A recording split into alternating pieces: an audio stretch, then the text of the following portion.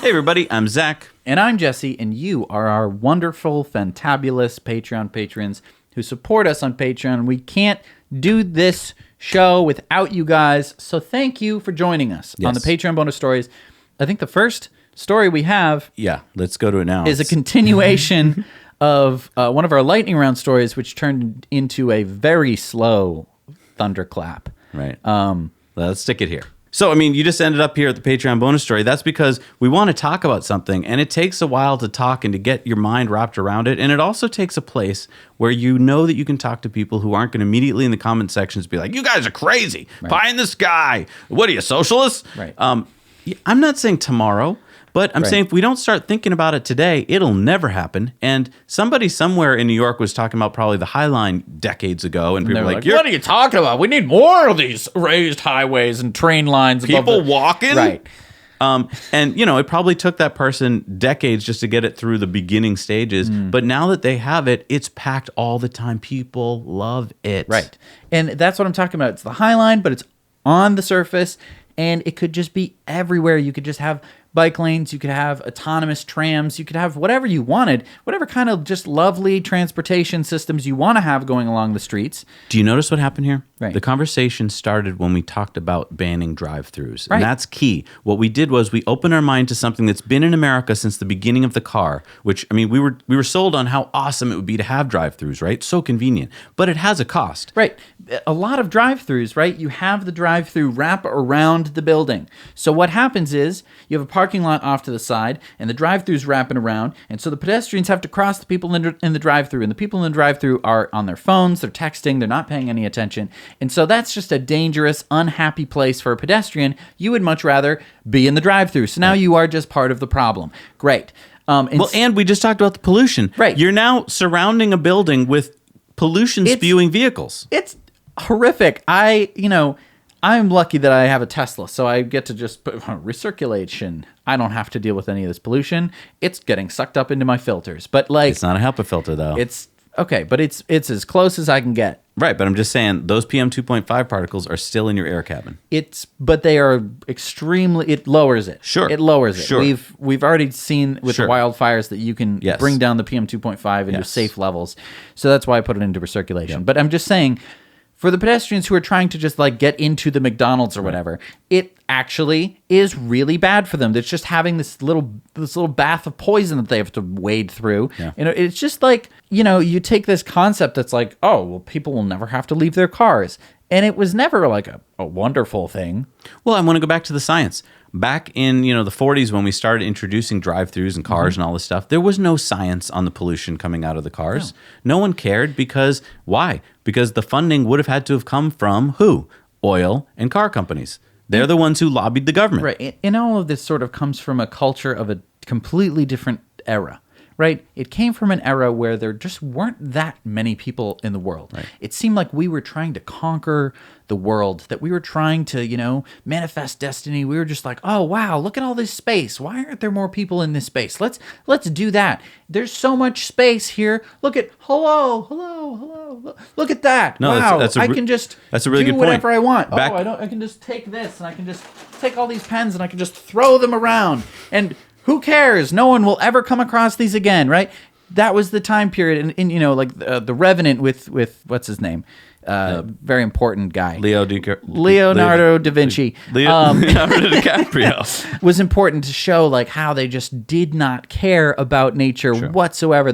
We still don't. Stacking of skulls of different creatures, No, and what you have a really good point that back in the 50s we had 1/4 the cars in this country than we do today. So picture if you took 3 out of every 4 cars that you see right now and just got rid of them. Yeah, the country would look completely different. It'd be awesome, and You'd was be like, this is awesome, right? Woo! This is the best thing ever. Having a car is great. And it doesn't. It's not a scalable solution. And we're I think we finally conquered the planet. Can we all agree? We have gone to the North Pole. We've gone to the tip of the highest mountain. Yeah. Now it is a tourist destination. And we trashed it too. And it's just littered with dead bodies and trash. Great. Wonderful. Yeah. Great. Good job, humanity. But I think we've conquered it. I think we could say we've done it. We have conquered the earth. humans. We live basically everywhere that there's land. Right. Maybe it's time for us to change the culture. Maybe it's time for us to think, oh, hey, wow, you know how we now inhabit the whole world? And there isn't that, like, new world that we can go to? Besides, maybe Mars, but even then, like, it's going to suck. No, you have a really good point, which is that we think about exporting our culture to other countries just to make money off them. Like, oh, cars. Who would like to buy? India, China? Right. Want to buy our cars? Great. Oh, your cities are now polluted and congested? Well, sorry. I know. There are photos of China where just everyone was riding a bike. And, like, sure, it rained, and they had to ride the bike in the rain, I guess. But, like, they could have just adapted their culture to being like, we'll just make little bike tunnels for everybody. Right. We'll just do this. We'll just do that. But instead, they're all driving cars now. They all have horrible traffic and horrible pollution. Right. And it's just like, man, little forethought, just a little forethought. And that's the forethought we're talking about here. We need to do it now. Exactly. And it has a cost. Sure, it does. Putting tunnels is expensive. We talked about it in the Boring Tunnel Autonomous Future series, but it's not as expensive as you think. And if you factor in all of the costs about health and stuff like that, it turns out that it's way cheaper. It's like living in a house. I know this is turning into an in-depth. I'm so sorry. This was supposed to be a lightning round story, which is now in the Patreon bonus stories because it was too long. And we are talking about so many subjects, but it's a great little fissure into reality. It's like you're living in a house, right? Things break in a house. I've experienced that my whole life. Fixed sinks, dishwashers, refrigerators, things need to get fixed. And you can either fix them or you can not fix them. And when you don't fix them, things just tend to decay. And suddenly you're living in squalor. Right? Because, that sink doesn't work, so now it's just full of stuff. The refrigerator doesn't work, or that doesn't work, so now... We treat the earth like it's a house, right. And yet we go like, but who will pay for that? You're living in a house. You're going to pay for it, because you live in the house. Exactly. Right? You don't just like walk around your house and you're like, oh, the window's broken. Oh, well. I think it came from the fact that, in America, we were born and we thought everything's free. The country, it's a free country. Everything's free. We should get stuff for free. And it's like, you can't, if you live for free, you don't get anything. Like, you don't get infrastructure. You don't get roads. You don't get anything. Right. If it's free, you got to pay for it. And you should also be paying to have a healthy environment. Yeah. I don't know. That's where we went from driving bans in Minneapolis to where we just got right. to. So we're going to go back to record the rest of the lightning round, and then we'll be back to the Patreon. And then we're going to come back to the Patreon bonus story. So you're seeing the future, the future's past. See you in a minute. Okay, so sometimes that happens. But and the whole idea of the lightning round was that we're supposed to keep it to like under a minute for each story, but sometimes we don't. I don't think there's only like a handful of stories every week that we're able to like. It's usually just some boring. It was a way that we faked out Brent and Bobby, I think, into being like, yeah, we'll only do 10 stories. We're just, you know what? We'll add a few stories, but they'll be quick stories. Yeah. They're short stories. And then of course we came up with the Patreon bonus stories just because there's so much news that we want to talk about, so many things that we want to talk about. And we don't want to just be talking about it to everybody because not everyone has the refined palate that you folks have. No, but in all seriousness, like, it's hard to get into the nitty-gritty details of something when you have internet trolls that are going to be like, well, that's not true. Yeah. Actually, technically, CO2 is better for the environment because, you know what, really, plants really like CO2, so it's great for trees and stuff. And it's just like, cool, thanks. Not what we're talking about. Or like when they're like, it's actually like just adding one more grain of rice to the environment, which what effect could that possibly have? Doesn't do anything. Like I'm just so glad that you guys are here, and you guys are all like, you're vetted basically. I know that you kind of vetted yourselves, but that's one way to do it. I mean, we vetted you because you sat through that rant on a drive-through in Minneapolis. So here's the next story, which it takes a little bit of nuance to tell the story. Mm-hmm. So new research finds that the 5 largest publicly traded oil and gas majors like ExxonMobil, Royal Dutch, Shell, Chevron, and BP in total, they have invested over $1 billion of shareholder funds in the 3 years following the Paris Agreement on misleading climate-related branding and lobbying. Now, you might be saying, like, What does that mean? Misleading, branding, and lobbying. As Jan Erik Saugstad, the CEO of Storebrand Asset Management, says, the $1 trillion Norwegian oil fund recently proposed to shift away from companies involved solely in exploration and production, allowing oil majors to dodge divestment for now. Rather than divest, the finance ministry has instructed Norges Bank to engage with the oil majors to ensure they invest in renewables and accelerate the clean energy transition. But lawmakers, as well as other large fund managers, should study closely what oil companies are doing on climate and energy policy in practice. Now, I know this is a very complicated story, and I probably lost you there. I get that. Mm-hmm. So I want to kind of break it down. Imagine you're a big billion-dollar oil company, and you know that there's this shift in people like wanting more renewables, right? But your job is to what? What's your main job? To make money. Make money and get oil out of the ground.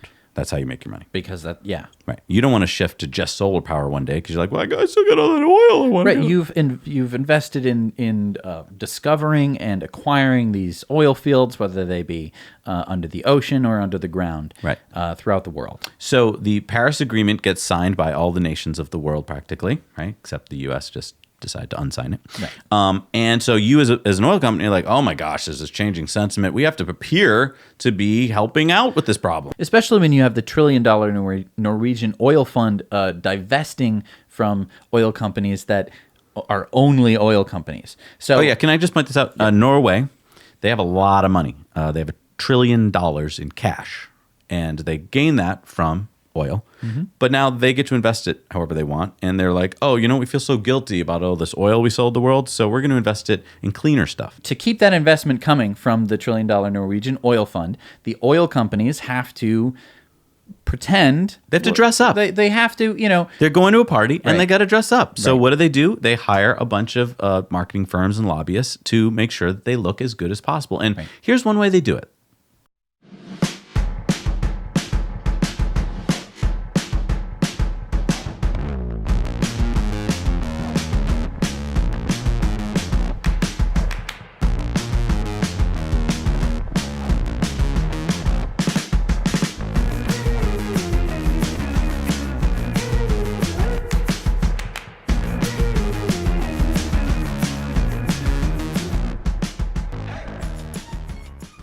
Yeah, so if you just watched that ad and you didn't know much about BP or the world or whatever, you'd be like, that's a great company. That's great. Charging stations. That's so great. I love BP. Right. Oh, wow, they made so many charging stations. No, they just started making charging stations. But wait, Jesse, they said they have the largest network of EV chargers. They're a part of a network because they just joined it with all the money that they have. Right. So easy to join a network that's already built instead of having to actually build a company to build chargers. Can I just stamp my BP symbol on your charger network if I pay you some money? Oh, thank you. Sure. Yes, that's what they did. Great. So they bought their way in on that, and they made it sound like they did that. They haven't done anything yet.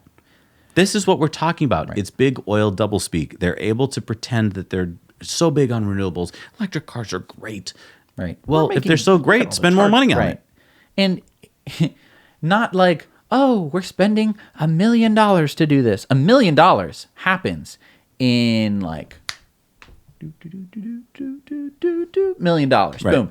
Like that is how long it takes for them to generate $1 million. Like it's not enough. We need billions of dollars of investment because we need to be shifting away from fossil fuels as fast as humanly possible because there is absolutely no other way to do this. And here's the thing. They spent that money on marketing and lobbying. Right. They didn't even spend it on chargers or, renewable energy. They spent it on people to just lobby. Right. Because they know that when you spend money on people, they'll do what you tell them to do. It's pretty old. This is a pretty old system. It would have been better if they spent the $1 billion on solar panels with no advertising, and then they could have come up with a really cheap campaign, just like Tesla does, where it's like, oh, and by the way, we've been doing great things. And then word would have spread, and it would have been like, wow, good for you. Right. All right, let's move on to this next one. Now, this we're going to get to see here is the ID.3, which is VW's new platform they're building cars on. And it's a sneak peek. You normally wouldn't get to see this, but one of our viewers actually got invited to go to this, Sneak peek event. Day.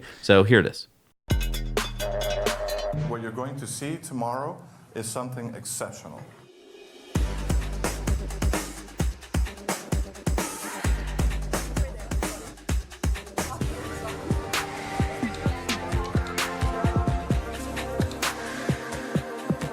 excited, yes. And looking forward to see it and and to get it.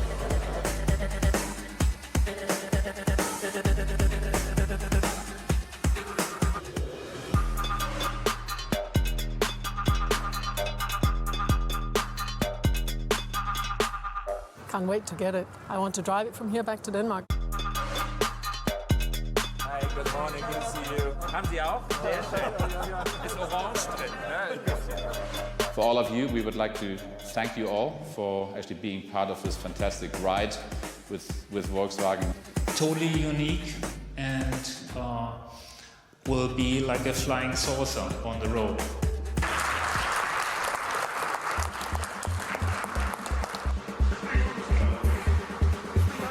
I think there's only one word for it.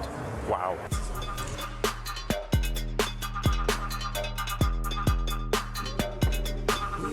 I love it. It's great. Yeah, really. I would love to drive it myself. I'm just really excited to see it in the flesh.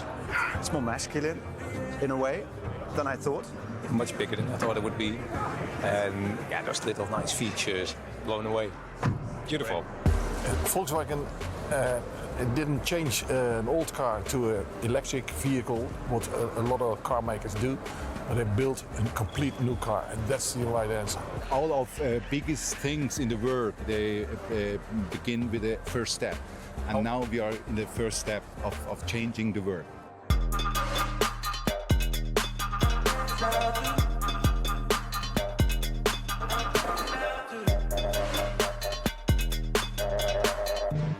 The biggest takeaway I have is that everyone wishes they could be driving it now. Yeah, but so many they can't. quotes. So many quotes are like, "I'd love to drive it back to Denmark." Oh, I would just love you to can't. drive it right now. Oh, this would be great to drive. But they don't. They can't because it doesn't.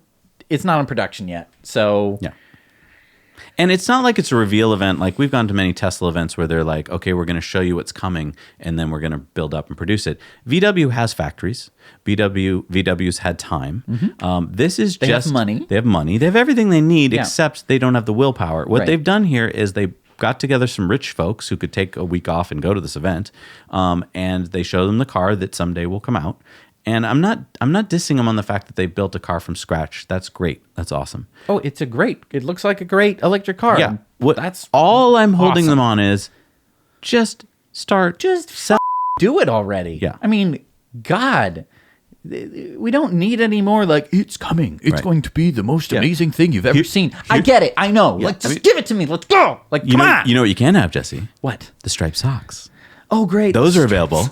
Put your striped socks and on. a striped shirt. It's the same camouflage. That way you can't tell what I look like. I love the guy from VW who's like, it looks like a flying saucer on the road. Or it feels like a flying saucer on the road? No, I think he said it looks like. No one's ever flown a flying saucer well, that we know of. So, like, it's not a very useful statement to be like, oh, I love flying those flying saucers. I'm sorry. It looks like a VW Golf. I mean, that's what it looks like. So And don't. It's fine. There's nothing wrong But with don't that. call it a flying saucer. No, it's just... It's a car.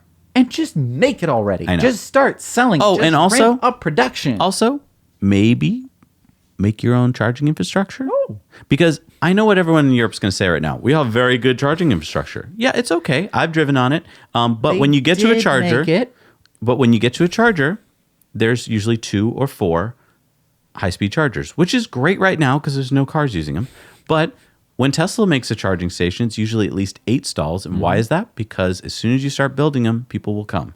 And when people come and they get there and they can't charge their cars, that's a problem. So don't claim you have this great charging system yet, because you don't. You have a very limited charging infrastructure, which is going to easily be overcapacitized. Exactly. Right. That's a word. That's a word. Because it's they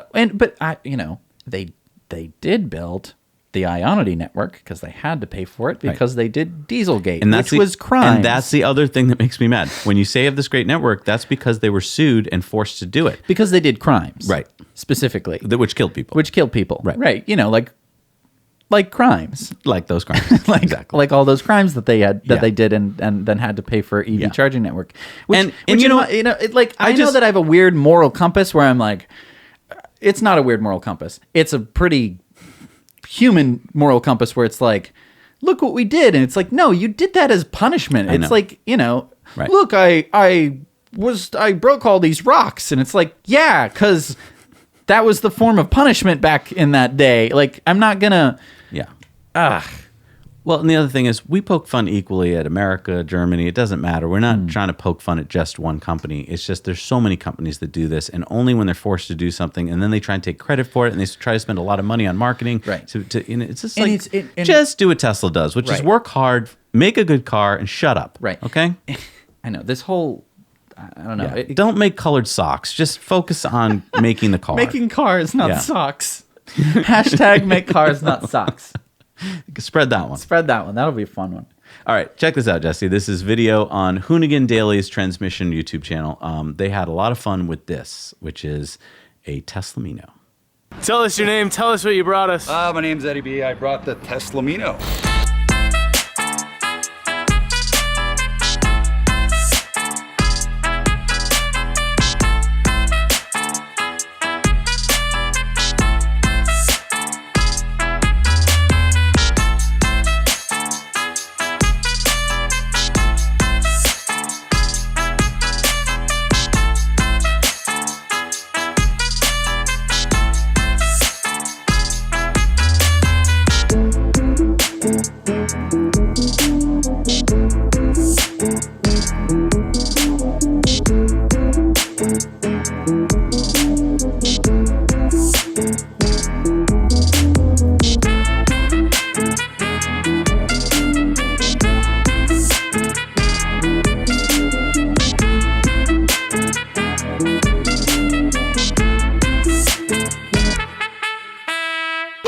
Yep, so Teslas, some of them come with air ride. This one didn't, so I stole one off of another Tesla. What is going on here? It's a total mess, but... that doesn't look safe at all. No, it's not, but you're touching it. Your buddy builds these things. That's hot. Anyway, so... Look at this! Look at this! What is happening? This is called hitting switches. So, you turn it on, turn it off, this and looks like the a whole bomb. car could go up and down. Oh, please show us that. Yeah, let me get the hydraulic switches. Never have I been on Crenshaw Boulevard and seen anything quite like this. His buddy builds these cars. This looks like it's ready to catch on fire. This is a perfect... Oh boy, this is great. This is like watching somebody win the lottery and I was like, what did you want to do? What? Fucking Tesla. Do people get mad about this car? Yeah, there's a lot of pissed off people, but whatever. No, I don't care about that. To each their own. So basically... they are numbered or lettered. They're labeled. Yeah, I labeled this morning. So this is the common wire. So what I did is I took a compressor unit out of an original Tesla that had air, and I traced back each wire to find out what it does. You're friends with Brad, huh? Who's Brad? Brad's son. Basically, we could come in here and we could hit all the different actuators. So we got a common ground, which we're gonna put together. Okay, glad we did. And then if you listen, I hear it. I could click every one of the solenoids. And if I want to dump it, I could go, hey, let's dump the rear, right? Or front. Please don't dump your foot. Don't dump it. Everybody's just backing up. No, nothing will happen. I swear. As soon as that's words, Gary jumped and took like 3 feet back. He's like, yeah, I'm good. It only takes 1 volt to stop your heart, kids. I got a lot of life. So we got all these actuators that we could hit. Here you go. See the front end is dropping? Yeah, it's dropping. It's dropping. Okay. Because in our head, we're thinking of air ride, like it's just going. Well, Fast bags, bro. Right? Oh, you want that?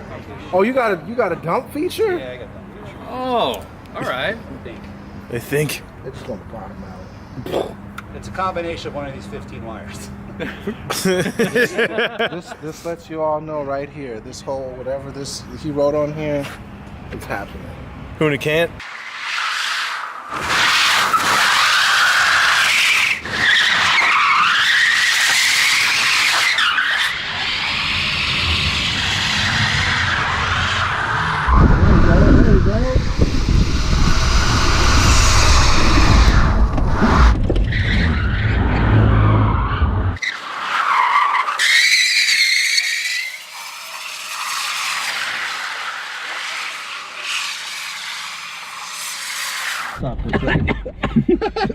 Yeah, I can hear you guys talking in the car. I don't know about this. I kind of agree with having the car, right? You don't know what you think. Yeah.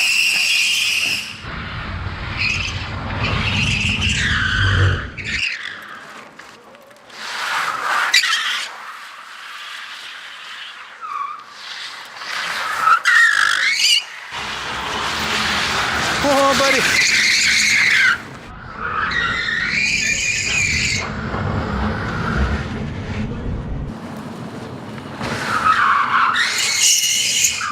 Oh! Oh! Yo, you got it.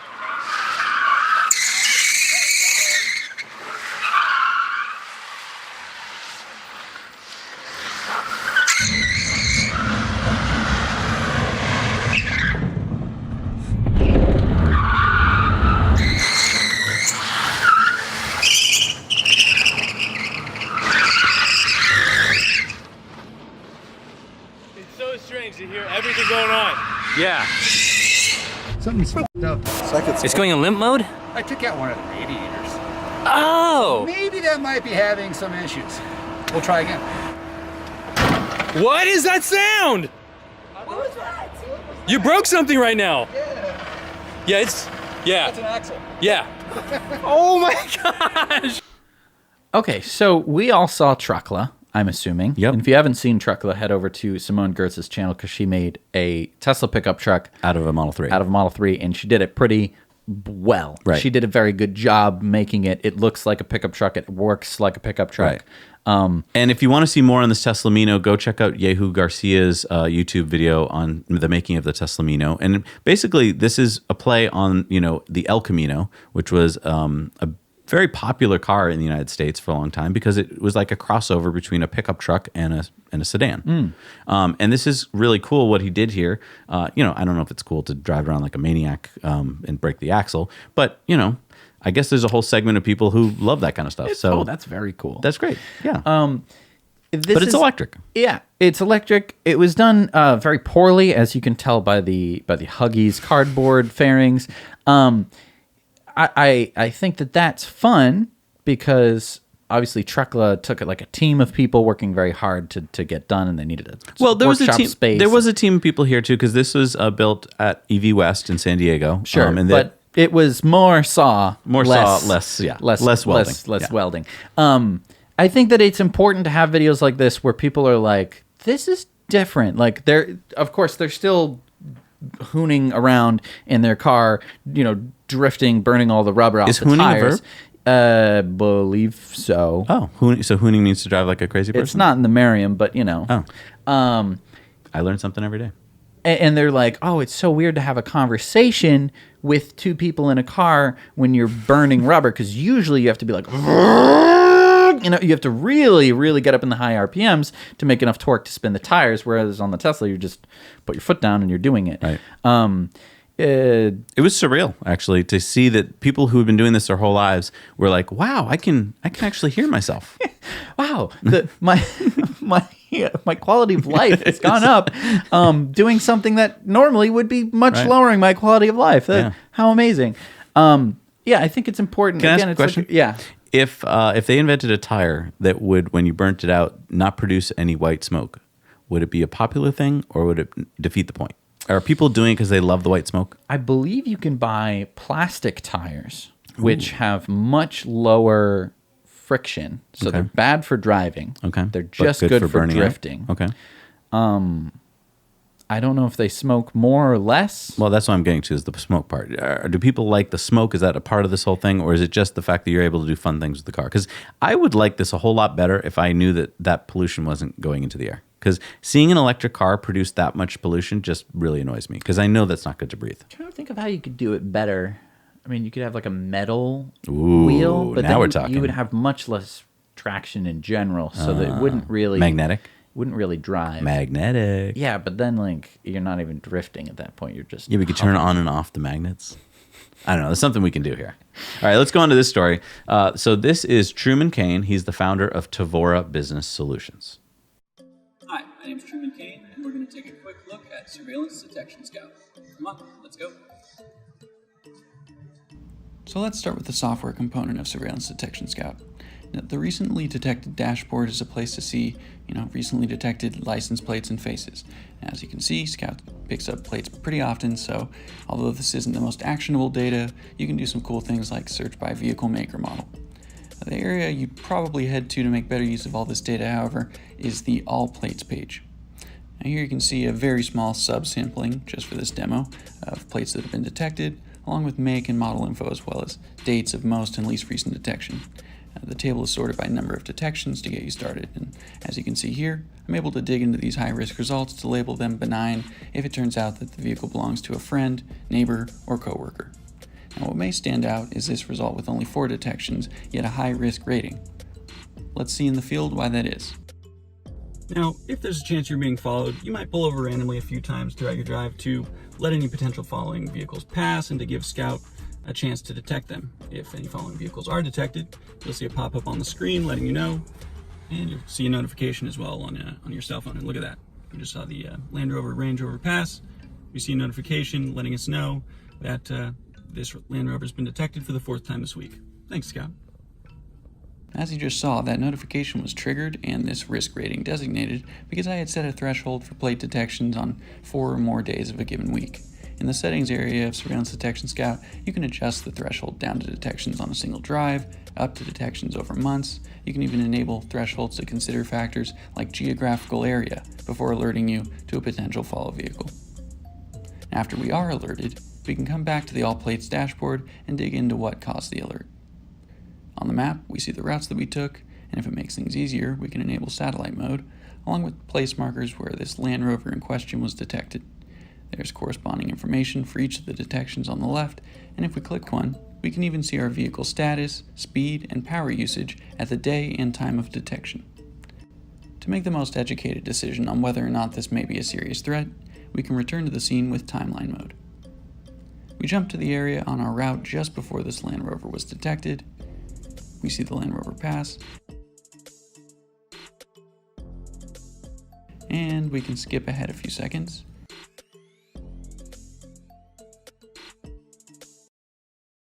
Right here, we can even see our vehicle data corresponding to our camera feeds and our geographic location. So those are some of the ways the Scout runs counter surveillance while you drive, but it doesn't end there. Park, Scout implements familiar face detection to let you know if it notices someone perhaps about to attempt to smash a grab or to plant a device. Let's see how it works. Now, those headlights turning on is a native function of Tesla's sentry mode, but when a familiar face is detected, you'll get a notification, just like this one, letting you know of that familiar face. Thanks, Scout. So back here on the recent detections page, or on the all faces page, is where you can easily start putting names to faces. We see the other faces determined to be this person, which we can correct if there's a mistake, but in this case, we'll verify that this is who we think it is by watching the video clip where the detection took place. We'll name this person. And now moving forward, we'll see this name when receiving notifications, or we can disable notifications for this person specifically. I hope you enjoyed this quick preview of Surveillance Detection Scout. Whether you're conducting or evading surveillance, Scout's got your 6.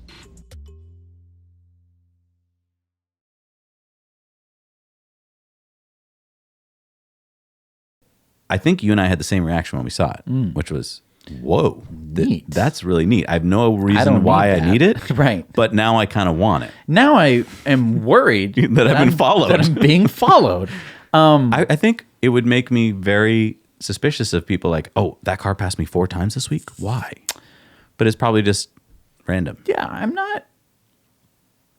The part I liked the most was the facial recognition part, because then you could see if like someone was stalking you or like damaging your car or something like that's pretty cool. My question here though, and I've got a call out to the company, is this something like a layman like me could install in the car? Do I just run it from a web page? Do I need? It seems like you need some more stuff because you're accessing a lot of data. Yeah, that does seem. So I think there's some hacky stuff going on here. It's only for spies, but don't tell anybody. Right. You know what I would use it for? I would use it for Tesla spotting. So it would just tell me the number of Teslas that I passed that day. Yeah. And then I would graph it and it would go. That's a great idea. Anyway, I'm going to try and reach out to the company and see what happens. So we'll follow up. This story is called What the What? Check it out.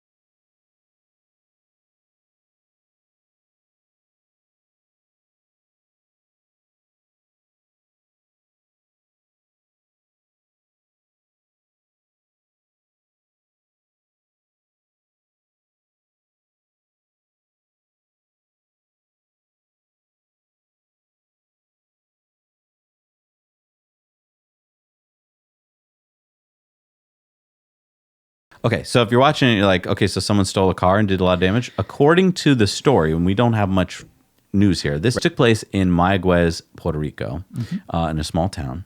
And supposedly, the driver suddenly felt that the car was accelerating by itself. So, they go in for the park there. And then I think what happened is this. I think that they pulled onto the curb accidentally. They didn't intend to, and that kind of threw them off. Like, whoa, what did I just do? Right. And they went for the brake, but they hit the accelerator. Yep. And then they smashed the truck, and then they thought like, oh my God, and they keep hitting the wrong pedal. I don't know. It doesn't make sense because even if the accelerator was, automatically pushed without their knowledge, you still have a brake. So it seems like you wouldn't have done that many times around. Also, why not just stop at some point? Why keep hitting things? And I don't know. I think we're going to get to the bottom of this because I think that Tesla has, they have the logs. Right. And so on the log, it shows you whether you physically depressed something or you didn't.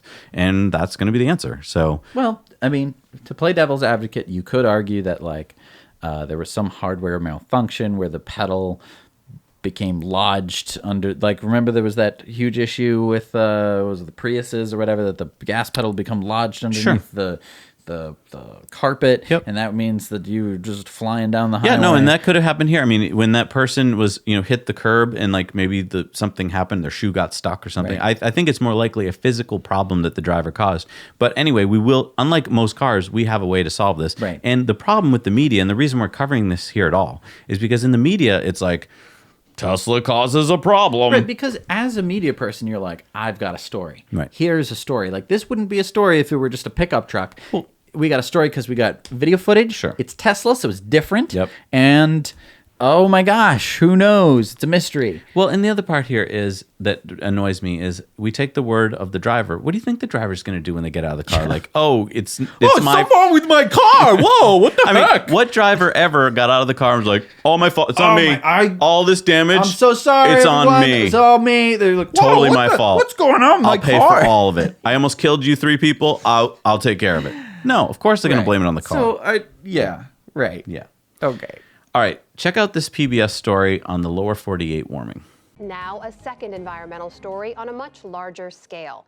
Scientists have warned frequently that we need to stop the planet from warming an additional 2 degrees Celsius above pre-industrial levels to avoid catastrophic problems. A new analysis of temperature data by the Washington Post finds many major areas across the United States have reached or are already nearing that 2-degree mark.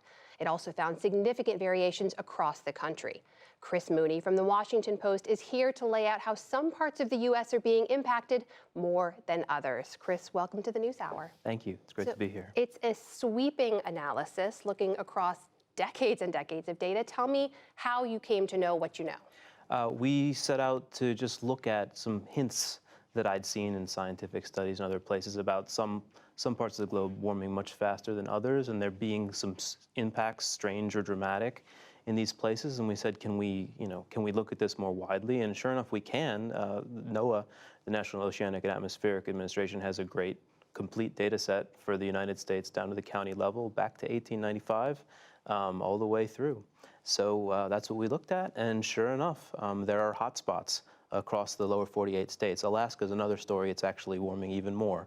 But across the lower 48, there are some dramatic areas. Okay, before we get to Alaska, let's look at that separately. But what did you find across the lower 48? Are there patterns? Yes. So one of the most striking patterns is the northern border of the country, from roughly Montana all the way to Maine, is repeatedly high levels of warming compared to what's below it. And if you were to look at Canada, you would see that continuing. So it's something about northern land areas were warming faster. We think this has something to do probably with the winter season, and when snow is melting faster than the bare ground is exposed and it's absorbing more solar radiation. This is a process that scientists think will play out under climate change. And given that we're seeing this pattern having to do with the north, then we suspect that's what it is. There's some other hot spots as well, but that's one of the biggest patterns.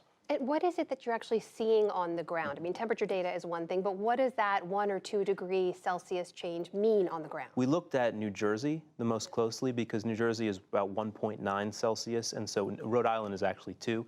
It's the fastest warming in the lower 48, New Jersey's second.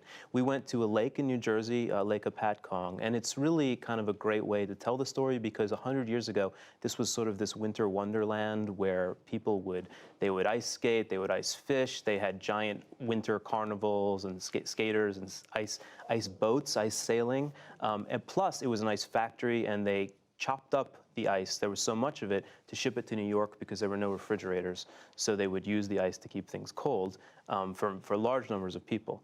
And now the lake it's very hard to even hold ice fishing contests anymore. The lake is overgrowing with weeds that are being sort of helped along by the warmer temperatures, and it just had a dangerous algal bloom, which also occurs more frequently when temperatures rise. So it's a giant change that has happened. It's a giant change you're seeing that's clear when you look at numbers, right, over 100+ years. Well, what about people on the ground? Have they been noticing a change too? Oh, absolutely. And so you go to Lake Apatcong, and you say, what happened? They say, we don't have those winters anymore. You know, we cannot do the pastimes, the ice fishing. That's just it's not something that's very easy to do. Some years you still can do it because weather varies a great deal. But across New Jersey, winter has changed the fastest, and you see all these effects related to winter. So one of the things that happens is, you get different growth of weeds in the lake. You get pests that used to die because the winter was too cold for them. They now come up and visit new places. And so you have the Pine Barrens of New Jersey is infested with the southern pine beetle, which is destroying pine trees. And it's not clear how they will stop that from occurring. And so that's very destructive. You have ticks moving. This is a phenomenon that's occurring throughout the Northeast. And, a lot of agricultural pests are on the move. So a lot of big changes. So across all of these hotspots you mentioned, Alaska stands out to you. Is that it's been warming faster than any other part? Sure. What are you seeing there? It's the Arctic, right? The Arctic is in a class of its own. What people are surprised to learn is that it's actually in the lower 48. We sort of knew the Arctic, so Alaska is 2.2 Celsius as an average is what we found based on interviewing experts about Alaska. But there's parts of Alaska, like the North Slope, that are way, way above that. You also note in your article that global warming does not apply itself evenly, right? Not across the globe, certainly not in the U.S. So are there parts of America that basically don't feel this at all? Yeah, the South stands out as not having warmed over this 124-year period much at all, and even in Mississippi and Alabama, some slight cooling.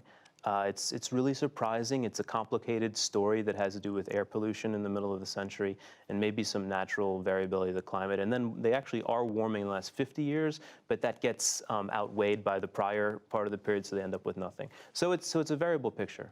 So just within this one country, right, there's two very different stories when it comes to how people are experiencing climate change, global warming. How do you think that affects how we have a national conversation about this? I mean, it is difficult because it'll affect people's perceptions in a lot of different ways. On the other hand, what we found is that, because there's 71 counties that are above 2C and some of them are very populated, we've got 10% of the population in those counties. So it's a national story. The impacts are going to be playing out in a lot of regions. We've got Rocky Mountain region, we've got Southern California, we've got this whole northern stretch. It affects a lot of different regions, just not evenly. So I think that it is the United States as a whole that needs to be paying attention to it, not just some parts of it. That's a fascinating report. It's stunning in how sweeping it is, and it's available at the Washington Post right now. Chris Mooney, thank you so much for being here. Great to be with you.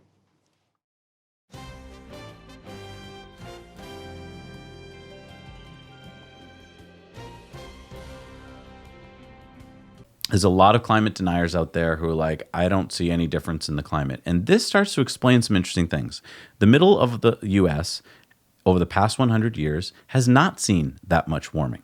And the South, lots of the Midwest. Exactly. It's really these very unpopulated places towards Montana, the northern, Maine and Montana, this northern border. Now, there's also populated places like Rhode Island and Los Angeles and that Denver, have seen Colorado. 3 degrees of warming. But what I thought was interesting is that it's not a blanket of like just everything warms up at the same, because the Earth is very complicated. Right. And And as he explained, maybe it's because in places that normally have snow, having different winters has been affecting it differently. Right. Anyway, the beauty here is that we have data from NOAA, which has been keeping track of this for over 100 years. So we have actual solid data. And the data is clearly showing this amazing warming trend that's taking place. And that's not even counting, places like the Arctic or Alaska where it's growing even faster. Right. So kudos to the Washington Post for going through the data, figuring this out, and to explaining it in a way that I think is very, very understandable to people. I like the story about New Jersey, how they, used to have ice factories where you're basically just taking ice out of the lake all winter long and shipping it to New York. And now they basically can't get any ice on the lake to do ice fishing. And I just want to point out, here in our town, we have a bunch of lakes. And when we first moved here over 25 years ago, there was so many winters, the first 5 years, I'd say, where the lakes were frozen solid. People were ice fishing, driving their snowmobiles on there. And now there's been very few winters where you can do anything frozen related on the lakes because they don't freeze over that much. That's happened in your lifetime. And I mean, it's not like I went out there every winter and took, scientific notes. It's just anecdotal. Right. But like there are trends that we are spotting. Right. And it's terrifying. And it's not good. It's very bad. Yeah. Great. What a good bummer to leave you guys on. Well, but here's the thing. I get written to a lot by people who are like, what do I say to my relative or my friend who says that, global warming isn't real? And it's like, well, show them that. I mean, because that's the beginning of a conversation with actual data involved.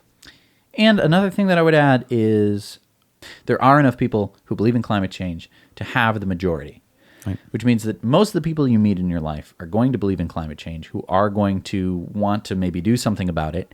And it's really, we just need to be pulling these people to action, to doing something about it. Because, for all the effort that you're going to spend having an argument with someone on the internet or even in your family, you're just causing a rift in your family, or you're just wasting an afternoon on the internet to someone who you can't punch in the face, unfortunately. I'm not condoning assault and battery, but it sucks that you can't at least think about like, oh, I could, if I really wanted to, I could have just squarely punched that man in the jaw. You can't. So it sucks, and you're just making your life worse, having to basically bash your head into a brick wall. I would urge you to not do that, to find the people in your life that you do have influence over, who will listen to you, who will talk to you about it. It is those people, oddly enough, who are going to be convincing the other people. Because the more of a difference that you make in the world, and it's not the trolls, it's not the hardened people who won't listen to you for any reason, it's the people who will listen to you, who are on the fence. Those are the people to go after. Don't waste your time talking to the trolls. Don't feed the trolls, right? Because you're just going to be exhausting yourself, and you'll find that the people who you actually do have influence over are going to be giving you energy. They're going to be going like, "Oh my gosh, I didn't know that. That is so exciting. Thank you for taking me for a ride in your electric car. I'm super excited about this now." And you're going to be like, "Oh, this is awesome!" Because guess what? That's what we did. Yeah. We started a YouTube channel with nobody watching us. That we had 0 subscribers, because that's how all YouTube channels start, unless you're funded by Disney or whatever. So, and then we grew from there, and that's what we've been getting. We've been getting all of this positive energy, and that's how we're actually starting stuff like this. Now We Act, which if you're watching the way that you're supposed to, you can watch it however you want. But if you pause the show and then watch Patreon bonus stories you haven't heard of yet, we're calling it Now We Act. And yeah, we got that name from you guys. We got that name from you patrons. Thank you so much. We're going to be giving shout outs in the main show. This whole concept of like, we're going to make change in the world, it didn't happen immediately. It's not like we started out and we were like, we have this grand vision of a website where people can, put things together and work together to achieve goals. Like, we didn't start with that. We just started with like, hey, look at these cool electric cars. Right.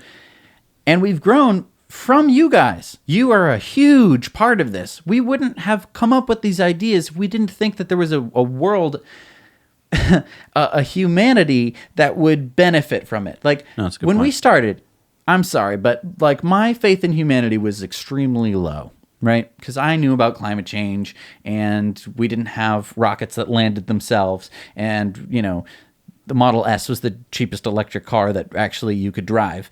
Good point.